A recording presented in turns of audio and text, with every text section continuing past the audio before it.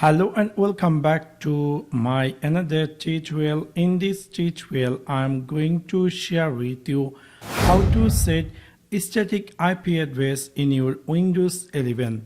So let's take a look how to do that.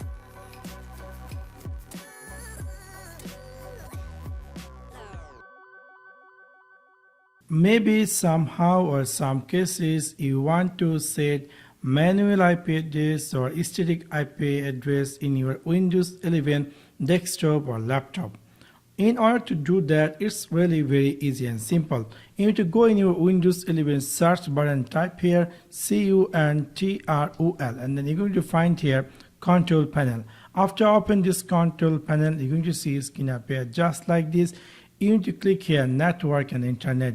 After click over network and internet, you need to click here network and sharing center.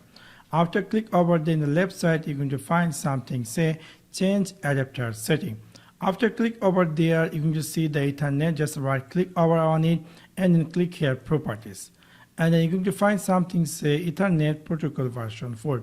Just double click over on it, and then by default it is automatically. If you decide to set a static IP address, you need to click this use the following IP address and then type here your static IP address. So my one is 192.168.1.100, and then whenever you come in the second table, its subnet mask going to be appear automatically.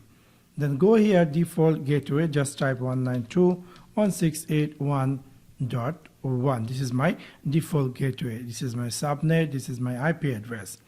And then here is something say use the following DNS server address. So you're going to type here 4222, which is Google DNS server.